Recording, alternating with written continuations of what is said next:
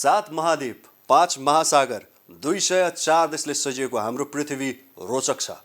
यहाँ हरेक समय सानादेखि ठुलासम्म हजारौं घटनाहरू घट्ने गर्छन्। कुनै एक देशमा भएको परिवर्तनले विश्वमा नै प्रभाव पारेको हुन्छ।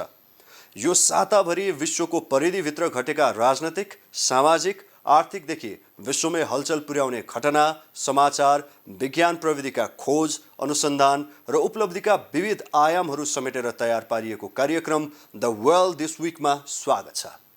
कार्यक्रममा हामी पृथ्वीको परिधि र त्यो परिधिभन्दा बाहिरको पनि खबरहरू तपाईलाई जानकारी गराउने गर्छौं। यो साता निकै दुःखदायी रह्यो। भारतको ओडिसामा भएको रेल दुर्घटना, जापानमा गएको बाढी, युक्रेनको बाँध फुट्नु, यी धेरै खबरहरूले यो साता विश्वमा दुःख दिइरह्यो र यो सँगै अन्य धेरै घटनाक्रमहरू पनि भए, जसलाई आजको कार्यक्रममा समेट्ने प्रयत्न गरेका छौं। आजको कार्यक्रममा हामीसँग विश्व समाचार अन्तर्गत अमेरिकाले चिनिया सामानको आयातमा गरेको कटौती, युक्रेनको खेर्सन राज्यमा फुटेको बाँध, रुसले पश्चिमा मुलुकका पत्रकारहरूलाई सेन्ट पिटरबर्ग इकोनोमिक फोरममा सहभागी हुन लगाएको प्रतिबन्ध लगायतका विविध खबरहरू रहेका छन्। यस्तै आजको कार्यक्रममा हामीसँग साउदी अरेबियाले तेल उत्पादनमा गरेको कटौतीको बारेमा तयार गरिएको रिपोर्ट विश्व विशेष अन्तर्गत छ। यस्तै कार्यक्रमको लिडर अफ द विक अन्तर्गत यो साता हामी युक्रेनी राष्ट्रपति भ्लोदिमिर जेलेन्स्कीका बारेमा कुराकानी गर्नेछौँ र कार्यक्रममा हामीसँग अद्भुत चीनको रोचक प्रसङ्ग पनि रहेको छ। आउनुहोस् कार्यक्रमको सुरुवात गरौँ विश्व खबरबाट। अमेरिकाले चिनिया सामानको आयात वात्तै घटाएको छ। पश्चिमा कम्पनीले आफ्नो आपूर्ति श्रृङ्खलालाई चीन बाहिर पुर्याएसँगै अमेरिकाले पनि चिनिया सामग्रीको आयात कटौती गरेको हो। हालै सार्वजनिक भएको तथ्याङ्क अनुसार 10 वर्षको अन्तरालमा पहिलो पटक चिनिया सामानको आयातमा 50% कमी आएको छ। परामर्श कम्पनी केर्निकोका अनुसार चीनमाथिको निर्भरता कम गर्न अमेरिकाले सरकारी स्तरमा नै चिनिया उत्पादनको आयात कटौती गरेको हो। अमेरिकी उपभोक्ताले पनि चीन बाहेकका मुलुकका सामानलाई रुचाएको पाइएको छ। ती उत्पादन किफायती भएकाले उपभोक्ताको रोजाइमा परेका हुन्। दक्षिण कोरिया र जापानका उत्पादनतर्फ अमेरिकी उपभोक्ता आकर्षित हुँदै गएका छन्। यद्यपि ती मुलुकबाट अमेरिका आयातको हिस्सा 50% भन्दा कम हुने ठानिएको छ। भारत, भियतनाम, ताइवान र मलेसियाका उत्पादनले पनि उनीहरूको मन जितेको छ। चीन र अमेरिका एक अर्काका सबैभन्दा ठूला व्यापारिक साझेदार हुन्। अमेरिकी व्यापार तथ्याङ्क प्रयोग गर्ने केर्निको रिसोरिङ इन्डेक्सका आधारमा गत वर्ष एसियाली देशहरूबाट अमेरिकाले आयात गरेको वस्तुको 50.7% चिनिया सामान रहेको पाइएको छ। यो सङ्ख्या 10 वर्ष अघि लगभग 70% थियो। केर्नीको तथ्याङ्क अनुसार विगत 5 वर्षमा भियतनामबाट अमेरिकाले दोब्बर र अघिल्लो दशकमा 3 गुणाले आयात गरेको थियो। युक्रेनको खेर्सन राज्य स्थित क्षतिग्रस्त बाढबाट प्रभावित हजारौं मानिसलाई अन्यत्र सार्नुपर्ने भएको छ। बाँध फुट्दा आसपासका 80वटा सहर र गाउँलाई अन्यत्र सार्नुपर्ने अवस्था आएको युक्रेनका राष्ट्रपति भोलोदिमिर जेलेन्स्कीले बताउनु भएको छ। डिनिप्रो नदीमा ठूलो बाढीको खतरा समेत बढेको छ। सो बाँधमा रुसले नोक्सानी पुर्याएको युक्रेनले दाबी गरे पनि मोस्कोले भने अस्वीकार गरेको छ। युरोपको सबैभन्दा ठूलो जोपोरेजिया आणविक केन्द्रदेखि रुस नियन्त्रित क्राइमियामा समेत सो बाँधको पानी प्रयोग हुँदै आएको थियो। युक्रेन सरकारको स्वामित्वमा रहेको जलविद्युत आयोजनाको बाँध भत्किँदा विद्युत उत्पादनमा समेत प्रभाव परेको छ। बाँधको पानीलाई जापोरेजिया आणविक केन्द्रको चिस्यानका लागि प्रयोग गरिँदै आइएको थियो। यद्यपि बाँध फुटेका कारण आणविक खतरा भने तत्कालका लागि नरहेको अन्तर्राष्ट्रिय आणविक केन्द्रले जनाएको छ। युक्रेन सरकारले बाढीको खतरा रहेको भन्दै 80,000 जना मानिसलाई अन्यत्र सार्नुपर्ने जनाएको छ, जसमध्ये 25,000 रुसको कब्जामा रहेको क्षेत्रमा बसोबास गरिरहेका छन्। हालसम्म 1,000 जना मानिसलाई उद्धार गरी शिविरमा राखिएको युक्रेनको आन्तरिक मामिला मन्त्रालयले जनाएको छ। रुसले पश्चिमा मुलुकका पत्रकारहरूलाई सेन्ट पिटरबर्ग इकोनोमिक फोरममा सहभागी हुन प्रतिबन्ध लगाएको छ। रुसी अर्थतन्त्रबारे विश्वलाई जानकारी दिने उद्देश्यले आयोजना गरिएको फोरममा पश्चिमी राष्ट्रका पत्रकारहरूलाई प्रतिबन्ध लगाइएको हो। सन् 1997देखि सेन्ट पिटरबर्गमा आयोजना हुँदै आएको सो सम्मेलन डाभोसमा हुने वर्ल्ड इकोनोमिक फोरमकै प्रकृतिको कार्यक्रम रहेको अन्तर्राष्ट्रिय सञ्चार माध्यमहरूले जनाएका छन्। यसअघिका कुनै पनि संस्करणमा पश्चिमा पत्रकारहरूलाई भ्रमणमा रोक नलगाएको रुसले यस पटक भने प्रतिबन्ध लगाएको हो। सन् 2000मा रुसको अर्थतन्त्रको वृद्धिका समयमा पश्चिमा लगानीकर्ता र लगानी बैंक समेत भित्रिएको थियो। भ्लादिमिर पुटिनको शासनको 10 वर्षमा रुसले निकै आर्थिक उन्नति गरेको थियो। यसपटक पश्चिमा लगानीकर्ताको स्थान चीन र साउदी अरबले लिएको बताइएको छ। अमेरिकी सहयोग एजेन्सी USAIDले इथियोपियाको द्वन्द्वग्रस्त टिग्रे क्षेत्रमा खाद्यान्न सहयोग बन्द गरेको छ। द्वन्द्वग्रस्त क्षेत्रका लागि पठाइएको सहयोग अन्यत्र लगिएको भन्ने सूचनाका आधारमा सो निर्णय लिएको USAIDले उल्लेख गरेको छ। मानवीय सङ्कटको सामना गरिरहेको क्षेत्रका लागि पठाइएको सहयोगको दुरुपयोग भएपछि इथियोपियाका लागि अन्य सहयोग समेत रोक्ने अमेरिकी विकास एजेन्सीले निर्णय लिएको हो। द्वन्द्व र खडेरीका कारण सो क्षेत्रका बासिन्दाहरू भोकमरीको शिकार भएका छन्। खाद्यान्न वितरण प्रणालीलाई सहज नबनाउँदासम्म इथियोपिया सरकारलाई सहयोग गर्न नसकिने USAIDले उल्लेख गरेको छ। USAID सहित विश्व खाद्य कार्यक्रमको सहयोग समेत तत्कालका लागि रोकिएको छ। सन् 2020मा सरकार र क्षेत्रीय सशस्त्र समूहबीच सुरु भएको द्वन्द्वका कारण सो क्षेत्र हिंसाग्रस्त बनेको हो।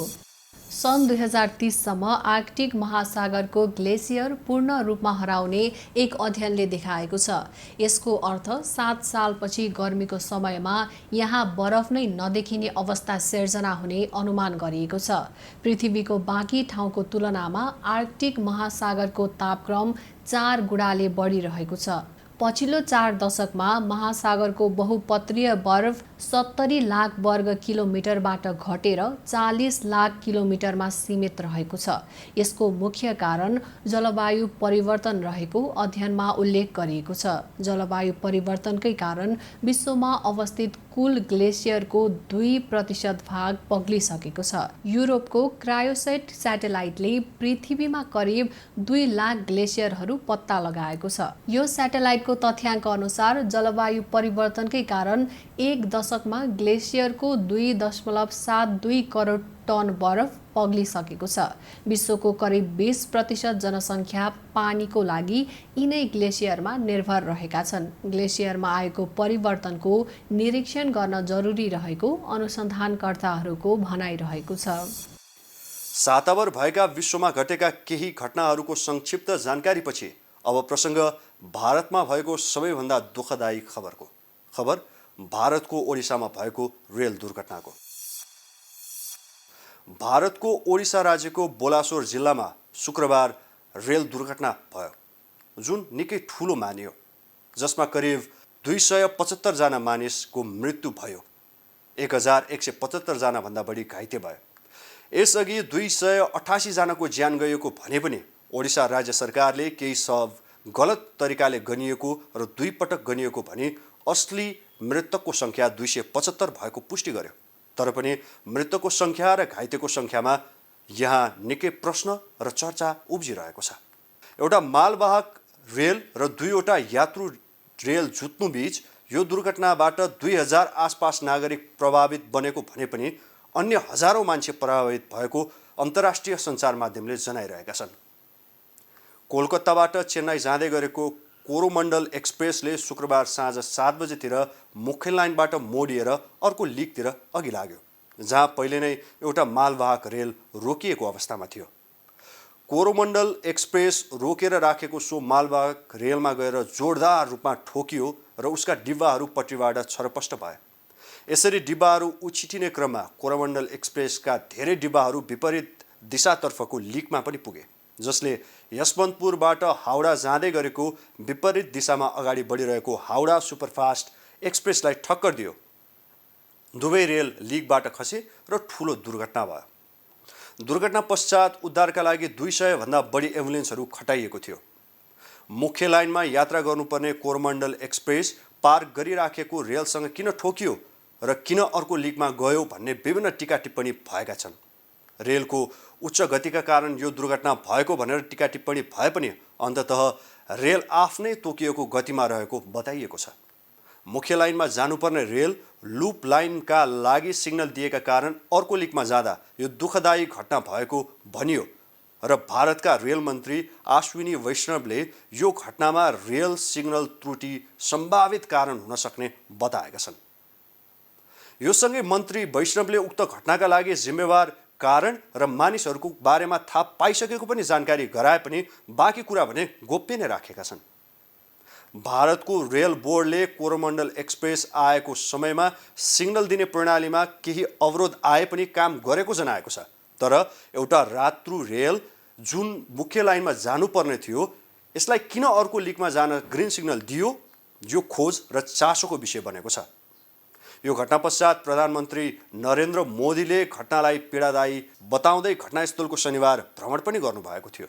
उहाँले अस्पतालमा उपचाररत घाइतेहरूलाई पनि भेटेर सरकारले उपचारमा कुनै कसर नराख्ने बाचा पनि गर्नुभयो र दोषीलाई कारबाही कडाभन्दा कडा गर्ने उल्लेख पनि गर्नुभएको थियो। रेल मन्त्रालयले रेल दुर्घटना भएको 51 घण्टापछि कोइला लोड गरेको मालवाहक रेल लिकबाट हटाएर पुनः रेल सेवा सुरु गर्यो।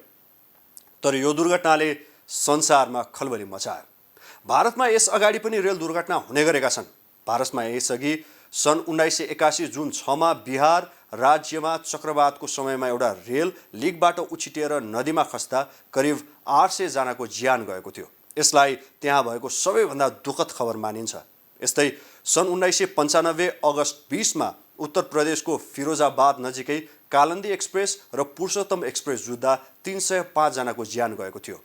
पन्जाबको खानामा भन्ने ठाउँमा फ्रन्टियर गोल्डेन टेम्पल मेलको खसेको 3वटा बुगीसँग सन् 1998 नोभेम्बर 26 मा जम्मू तिवी सेल्दाह एक्सप्रेस ठोकिँदा 212 जनाको ज्यान गएको थियो। यस्तै सन् 1979 अगस्त 2 मा गैसर स्टेसनमा ब्रह्मपुत्र मेल र अवध आसाम एक्सप्रेस ठोकिएर भएको दुर्घटनामा 285 जनाको ज्यान गएको थियो। यस्तै सन् 2002 सेप्टेम्बर 2 मा हाउडा राजधानी एक्सप्रेस लेन छोडेर बिहारको राफीगञ्जको धावी खोलामा खस्दा 140 जनाले ज्यान गुमाएका थिए। तर यसलाई आतंकवादी हमलाको संज्ञा पनि दिएको थियो। सन् 2010 मे 28 तारिकका दिन जेनेनरी एक्सप्रेस झरग्राम पट्टीबाट झरेर मालवाहक रेलसँग ठोकिँदा 148 जना र सन् 2016 मा उत्तर प्रदेशको कानपुरको पोखरनमा इन्दौर राजेन्द्रनगर एक्सप्रेसको 14वटा बुगी लिकबाट झर्दा 152 जनाको ज्यान गएको थियो। यी र यस्ता घटनाहरूले समग्र भारत र विश्वमा नै चलिरहेका रेल व्यवस्थापन नीति र त्यससँग सम्बन्धित अन्य विषयमा प्रश्न चिन्ह खडा गरेका छन् र यो विषयमा सबैले सोच्नु जरुरी पनि भएको छ। भारतमा भएको यो दुःखदायी रेल दुर्घटनाको प्रसङ्गपछि अब भने कार्यक्रम द वेल दिस विकमा पालो भएको छ विश्व विशेषको र आजको विश्व विशेषमा हामीले तेल उत्पादनको सबैभन्दा ठूलो देश साउदी अरेबियाले तेल उत्पादनमा गरेको कटौतीका बारेमा विशेष रिपोर्ट तयार पारेका छौँ। रुस र युक्रेनको युद्ध पश्चात रुसमा लगाइएको प्रतिबन्धका कारण तेल उत्पादनमा निकै समस्या भइरहेको थियो। फेरि साउदी अरेबियाले पनि तेल उत्पादन घटाउने निर्णय गरे पश्चात विश्वमा नै यसको असर प्रत्यक्ष र परोक्ष रूपमा परिरहेको छ।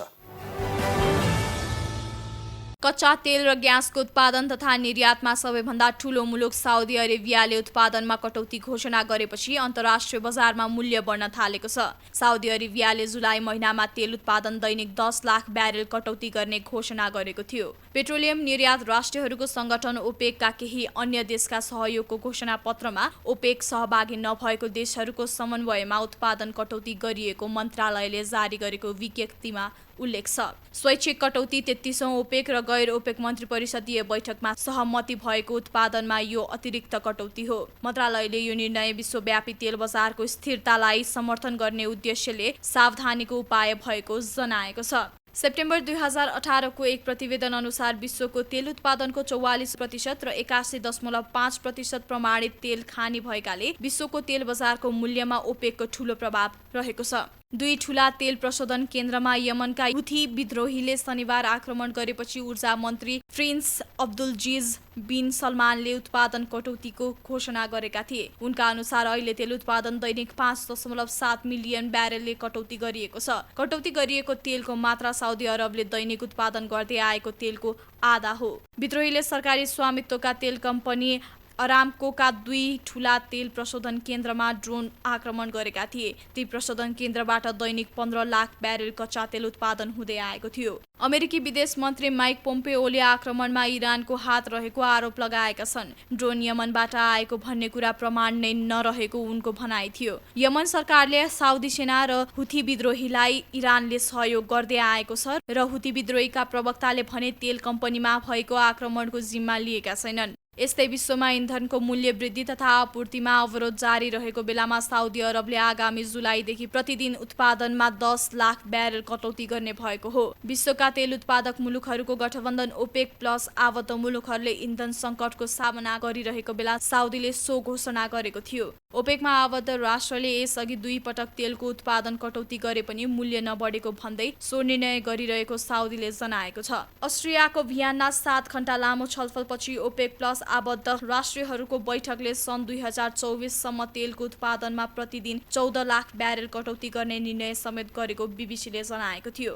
ओपेकको नेतृत्व रुसले गरिरहेको छ। साउदीले तेल उत्पादनमा कटौती गर्ने तयारी गरे पनि रुस, नाइजेरिया र अङ्गोलामा भने हाल भइरहेकै आपूर्ति कायम गरिने जनाइएको थियो। ओपेकले विश्व इन्धन बजारको 40% बजार हिस्सा ओगट्दै आएको छ।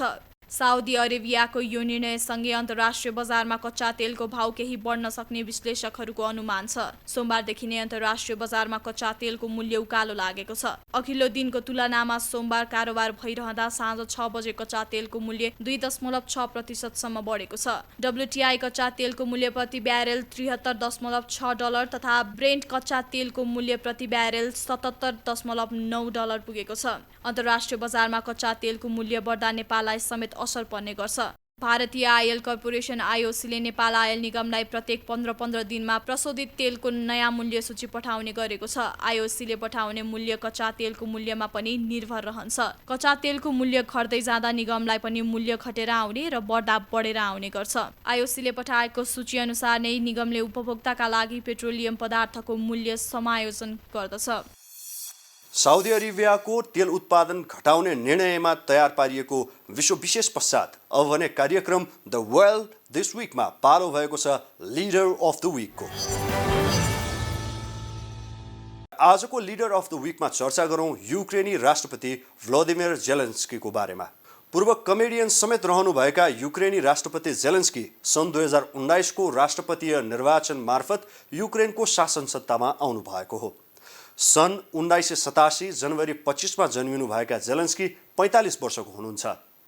युक्रेनका राष्ट्रपति जेलेन्स्कीले सत्ता सम्हाल्नु अघि एउटा कलाकारको रूपमा सर्भेन्ट अफ द पिपुल नामक सिरियलमा राष्ट्रपतिकै रोल गर्नुभएको थियो। सन् 2015 देखि सन् 2019 सम्म चलेको यो सिरिज निकै लोकप्रिय भयो। कलाकारको रूपमा चर्चित जेलेन्स्कीले अचानक सन् 2019 को राष्ट्रपतीय निर्वाचनमा स्वतन्त्र उम्मेदवारी दिनुभयो र उहाँले सो समयमा राष्ट्रपति रहनुभएका पेड्रो पोलेन्स्कोलाई दोस्रो चरणमा 73.23% मत ल्याएर हराउनु भयो। उहाँले 2019 मे 20 देखि युक्रेनको सत्ता सम्हाल्नु भयो। आफ्नो राष्ट्रपतीय निर्वाचनको प्रचार प्रसारका क्रममा रसियासँग चलिरहेको युद्धलाई अन्त्य गर्ने भनी वाचा गर्नुभएका जेलेन्स्कीले सोही अनुरूप रसियाका राष्ट्रपति भ्लादिमिर पुटिनसँग राष्ट्रपति चुनिएपछि बारम्बार संवाद अगाडि बढाउनु भयो, तर यो संवाद निष्कर्षमा भने पुग्न सकेन। यो तनाव 2021 मा झन बढ्यो। राष्ट्रपति जेलेन्स्की नेतृत्वको प्रशासनले युक्रेनलाई उत्तर अटलान्टिक सन्धि नाटोमा आबद्ध गराउने प्रयास गर्यो। सो कुरा पश्चात बढिरहेको रसिया र युक्रेनको तनाव झन उत्कर्षमा पुग्यो र रसियाले सन् 2022 फेब्रुअरी 24 मा युक्रेनमा पहिलो आक्रमण गर्यो र यो आक्रमण हालसम्म पनि चलिरहेको छ। यो आक्रमणमा हालसम्म 10,000 बढी मानिसले ज्यान गुमाइसकेका छन्। 80 लाख युक्रेनी आफ्नो घर छोड्न बाध्य बनेका छन् भने 2023 मेसम्म 82 लाखले देश छोडिसकेका छन्। लगभग 1.5 वर्षदेखि निरन्तर चलिरहेको रसियाको आक्रमणका क्रममा युक्रेनका विभिन्न सहरहरू ध्वस्त बनिरहेका छन्। अरबौंको क्षति भएको छ, तर पनि युक्रेन दृढ बनी उभिरहेको छ। यसको कारण हो अडिग र अटल राष्ट्रपति भ्लादिमिर जेलेन्स्की। रसियाको अगाडि नझुक्ने र लडिरहने भनी जेलेन्स्कीले बारम्बार भनिरहनु भएको छ र रुसको आक्रमणको प्रतिकार गरिरहनु भएको छ। उहाँको यो साहसमा सबै युक्रेनी नागरिकले साथ दिए भने राष्ट्रपति जेलेन्स्कीले संसारभरबाट साथ र तारिफ पाइरहनु भएको छ। रसियाको भारी हमला र चेतावनीमा नडगमगाई उभिनु भएका जेलेन्स्कीलाई युक्रेनको प्रतिरोधको मानकको रूपमा पनि हेरिएको छ। यसै कारण पनि राष्ट्रपति जेलेन्स्कीलाई अमेरिकाको टाइम्स म्यागजिनले हरेक वर्ष सार्वजनिक गर्ने पर्सन अफ इयरको रूपमा सन् 2022मा घोषित पनि गरेको थियो र युक्रेनमा गरिएको सर्वेक्षणमा उहाँलाई युक्रेनकै महान राष्ट्रपतिको दर्जा पनि दिएको थियो। एउटा कलाकारबाट राष्ट्रपति र राष्ट्रपतिबाट विश्वकै प्रभावशाली नेता साबित हुनुभएका युक्रेनी राष्ट्रपति भ्लादिमिर जेलेन्स्की आजको हाम्रो कार्यक्रमका the leader of the week.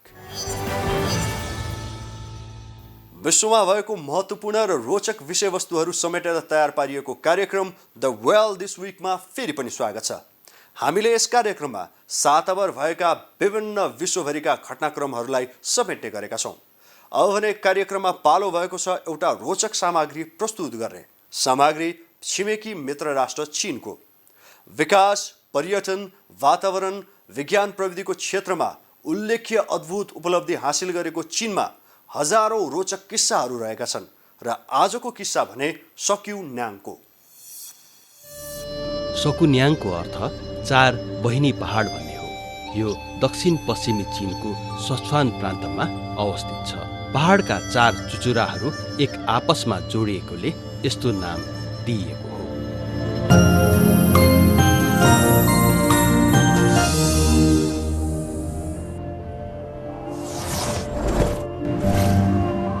स्थानीय किंवदन्ती अनुसार पर्वत देवका 4 सुन्दर छोरीहरूले राक्षसलाई पराजित गरेपछि स्थानीयको संरक्षण गर्न हिम पर्वतको रूपमा परिणत भएका हुन्। यो हिम पर्वतको सफल आरोहण गर्न चाहनेलाई कठिन चुनौतीको सामना गर्नुपर्ने हुन्छ। 4 बहिनी पर्वतमध्ये कान्छीको नाम याउमे हो। यो 4 चुचुरो मध्ये सबैभन्दा अग्लो र ठाडो चुचुरो पनि हो। यो समुद्र सतहबाट 6250 मिटर अग्लो छ। सबैभन्दा बलियो र बहादुर पर्वतारोहीले मात्रै चुनौतीको सामना गर्न सक्छन्। दक्षिणी मोहडामा हिम नदी छ। हिम नदी पहाडको फेदतिर विस्तार भएको छ। पश्चिम र उत्तरी मोहडा ठाडो चट्टानद्वारा ढाकिएको छ। अहिलेसम्म याउमेको सफल आरोहण 11 पटक मात्र भएको छ। यी मध्ये जापानी टोली र अमेरिकी टोलीले 2 पटक, बेलायती, फ्रान्सेली, रुसी टोलीले 1 पटक र चिनिया टोलीले 4 पटक सफल आरोहण गरेका छन्। 4 उल्लेखनीय हिम पर्वत बाहेक वरिपरि पनि धेरै अरू पहाड र घाटीहरूमा घुम्न सकिन्छ। उदाहरणका लागि 5484 मिटर अग्लो ऊँट शिखर रहेको छ, जुन 2 चुचुरोद्वारा जोडिएको छ। ती 2 चुचुरो बीचमा एउटा हिम नदीको मैदान छ, तर हिम नदीको पछाडि एउटा ठाडो भिर पनि छ। यसका साथै यहाँ पिरामिड जस्तै देखिने फोमियु शिखर पनि छ। 5500 मिटर अग्लो पञ्चरङ्गी पर्वत तथा 5182 मिटर अग्लो सिकारी पर्वत पनि छन्। सकुन्याङ पहाडको सुन्दर दृश्य र प्रशस्त, जटिल र परिवर्तनशील भूभाग भएकोले यसलाई प्राचीन पर्वत अर्थात् ओरिएन्टल एल्प्स पनि भनिन्छ। यस पहाडले निरन्तर रूपमा विश्वव्यापी आरोही तथा अन्वेषकलाई आकर्षित गरिरहेको छ र नयाँ साहसी तथा बहादुरहरू शिखरसम्म पुगेको हेर्न पर्खिरहेको छ।